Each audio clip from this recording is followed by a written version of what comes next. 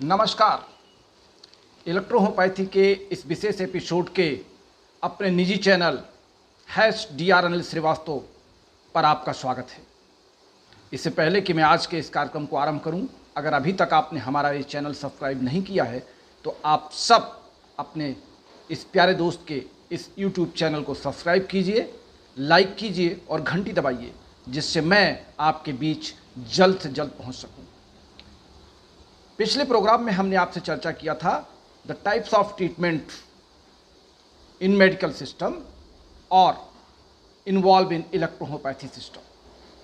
आज हम बात कर लेते हैं, बड़ी चर्चा है इलेक्ट्रोहोम्योपैथी के विभिन्न विद्वानों के स्तर से, विभिन्न जानकारों के स्तर से, कि डॉक्टर अनिल श्रीवास्तव इलेक्ट्रोहोम्योपैथी की औषधियों को एंजाइम्स के प्रतिरूप या एंजाइम्स के सदृश या एंजाइम्स कहने से बाज नहीं आते हैं। ऐसा क्यों है? कई लोग सवाल करते हैं कि इलेक्ट्रोहोम्योपैथी के इलेक्ट्रो शब्द पर इलेक्ट्रॉन का कोई रोल नहीं है। मैं उस पर अपनी टिप्पणी दे चुका हूं। मैं आज बात कर लेता हूं कि ये औषधियां एंजाइम्स क्यों हैं। पहली बात तो ये है कि हमारे शरीर में जो इन औषधियों का इंस्टेंट रिजल्ट होता है वो सिर्फ और सिर्फ एंजाइम्स की क्रियाविधि के समरूप ही होता है। जैसे ही औषधियां हमारे जीभ पर पहुंचती हैं, हमारे जीभ में लगी हुई तंत्रिकाओं के ECF के कंट्रोल में आती हैं। ICF और ECF में ये सोडियम आयन के साथ जुड़ करके, जैसा बार बार ये जिक्र होता है कि आयन कैसे बनते हैं, इलेक्ट्रॉन जब अपनी बाहरी कक्षा से गतिज ऊर्जा को तेज करता है या कम करता है, किसी से इलेक्ट्रॉन लेता है या किसी को इलेक्ट्रॉन देता है, तो अपने बाहरी कक्ष में आदान प्रदान के इलेक्ट्रॉनों के कारण आयन बनने की प्रक्रिया संपन्न होती है। ये रसायन विज्ञान को पढ़ने वाले अच्छी तरह समझ सकते हैं। मैं आज आपसे आयन पर व्याख्या नहीं कर रहा हूँ। मैं सिर्फ इलेक्ट्रोहोम्योपैथी की औषधियों को एंजाइम्स के सदृश बताने का प्रयास कर रहा हूँ। जैसे ही हमारे जबान पर या हमारी जीभ पर पहुँचती हैं तो 1/300 सेकंड प्रति मीटर इनके तंत्रिकाओं में कार्य करने की, लिम्फ टिश्यू में या हम कह सकते हैं टिश्यू फ्लूइड में या हमारे एक्स्ट्रा सेलुलर फ्लूइड में या इंट्रा सेलुलर फ्लूइड में, साइटोप्लाज्म में, सब में इनके कार्य करने की दर 1/300 मीटर प्रति सेकंड हो जाती है। पहला कारण। दूसरा कारण ये है कि इलेक्ट्रोहोम्योपैथी की औषधियों की जो स्पेसिफिक ग्रेविटी है वो हमारे ब्लड के स्पेसिफिक ग्रेविटी से मैच करती है। और जब दो समान प्रकार के स्पेसिफिक ग्रेविटी के तंत्र आपस में मिलते हैं तो उनके कार्य करने की दर बढ़ जाती है। इस कारण चूँकि एंजाइम सजीव कोशिकाओं में ही बनते हैं, इस नाते हमारे शरीर की सजीव कोशिकाओं पर ही कार्य करते हैं। एंजाइम्स हालांकि दो प्रकार के होते हैं, एंडो एंजाइम और एक्सो एंजाइम। जो एक्सो एंजाइम है, यानी जो हमारी कोशिकाओं के बाहर विभिन्न अभिक्रियाओं में जो जाकर के प्रेरणा देते हैं, जैसे पाचन क्रिया है, श्वसन क्रिया है, जहाँ पे ये बाहर से हमारे उन अंगों को प्रेरित करते हैं, उस एंजाइम्स को तो हम वैज्ञानिक तौर तरीके से प्रयोगशाला में निर्मित कर लेते हैं। लेकिन जो एंडो एंजाइम्स हैं, जो हमारे कोशिकाओं के अंदर ही बनते हैं और वनस्पति कोशिकाओं के अंदर ही बनते हैं, उनको किसी भी दशा में अभी तक लैब में या प्रयोगशाला में निर्मित नहीं किया गया है। क्योंकि अगर निर्मित कर लिया जाता तो हमें फिर इन 38 औषधियों की आवश्यकता नहीं पड़ती। हमको इन 38 औषधियों में 115 पौधों को खोजने की आवश्यकता नहीं पड़ती। और इसी कारण से ये पहला कारण है कि ये इनकी स्पेसिफिक ग्रेविटी हमारे ब्लड के स्पेसिफिक ग्रेविटी से मैच कब करती है, जब हम इनको तोड़ करके D3 तक ले आते हैं। और D3 के बाद जैसे ही हम उसको रोगी को कहते हैं कि इसको 1 कप पानी मिला करके दिन में 4 बार 5 बार पीजिए, तैसे उसके जो कप में दवा गई है उस दवा की ग्रेविटी और हमारे ब्लड की ग्रेविटी समान हो जाती है, और स्पेसिफिक ग्रेविटी के समान होने पर इसका कार्य त्वरित हो जाता है। ये हुआ मुख्य कारण। दूसरा कारण है, चूँकि एंजाइम्स एक नियत pH मान पर कार्य करते हैं।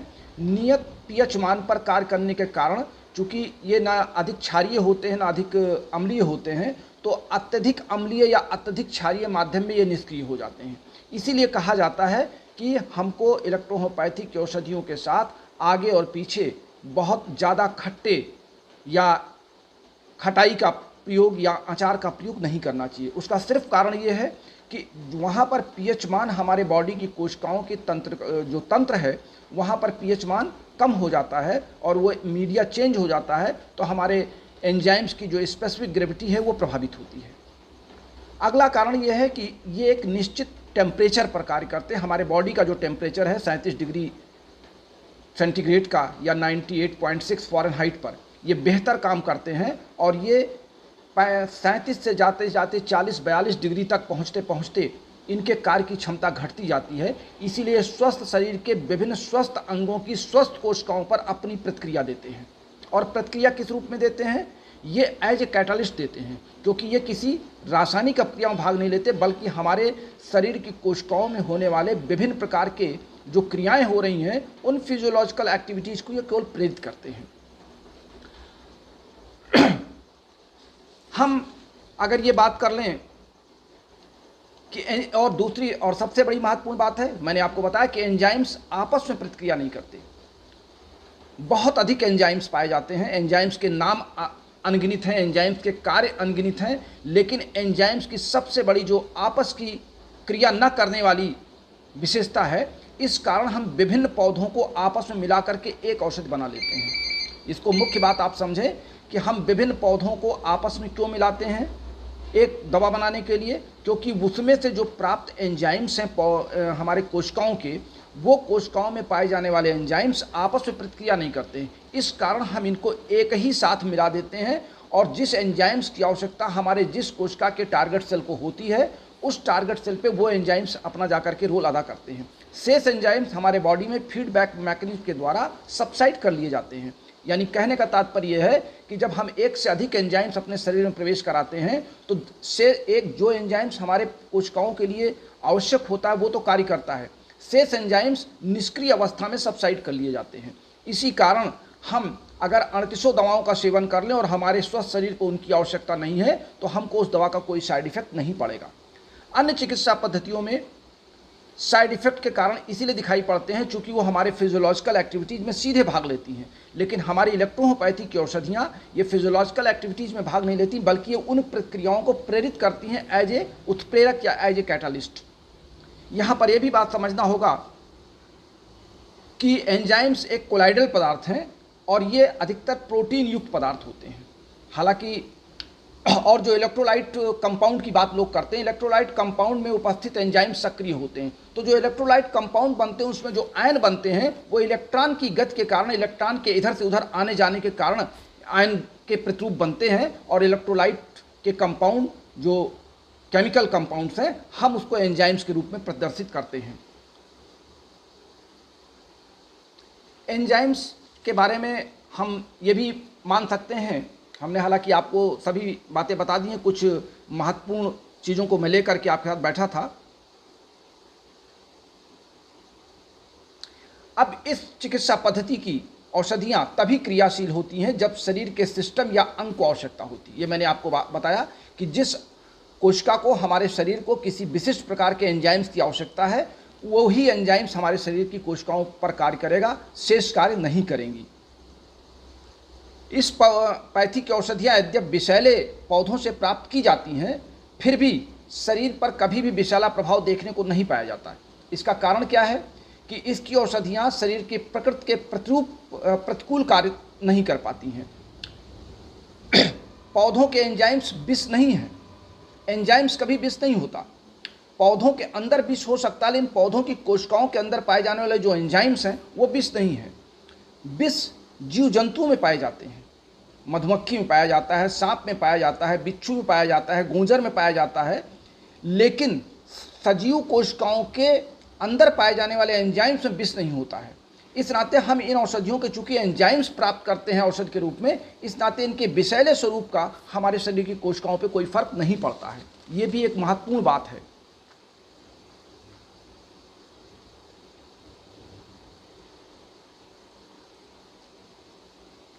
अब ये औषधियाँ जो एंजाइम्स हैं, जिनको हम बार बार एंजाइम्स का रूप बताते हैं, ये मानव शरीर के विभिन्न तंत्रों और अंगों के अनुसार कार्य करती हैं।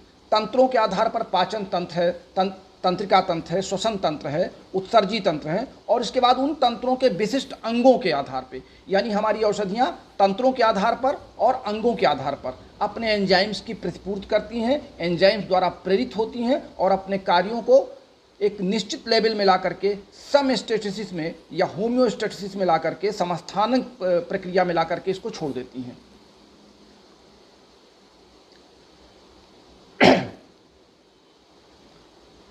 तो मैं समझता हूं कि आपको इस बात की जानकारी बहुत अच्छी तरीके से, एक संक्षिप्त तरीके से, चूँकि ये पब्लिक प्लेटफॉर्म है और यहाँ पर एक निश्चित समय सीमा के साथ हम आपसे मिलते हैं, तो इलेक्ट्रोहोम्योपैथी की औषधियाँ एंजाइम्स हैं। एंजाइम्स के विशिष्ट गुणों को ये दर्शाती हैं, एंजाइम्स की विशिष्ट क्रिया विधि को ये अपनाती हैं। इस कारण हमारे शरीर पर ये कोई अतिरिक्त प्रतिक्रिया नहीं करती हैं और हमारे शरीर की कोशिकाओं में जाकर के अपने टारगेट सेल तक अपने टारगेट को पकड़ के वहाँ के कार्यों को प्रेरित करती हैं। और उस विशेष कोशिका को, जब हम कोशिका को ठीक कर लेते हैं तो हम टिश्यू को ठीक कर लेते हैं, हम टिश्यू को ठीक करते हैं तो हम अंग को ठीक कर लेते हैं, और जब हमारा अंग ठीक हो जाता है तो हमारा सिस्टम ठीक हो जाता है, और सिस्टम ठीक होते ही हमारा शरीर स्वस्थ हो जाता है।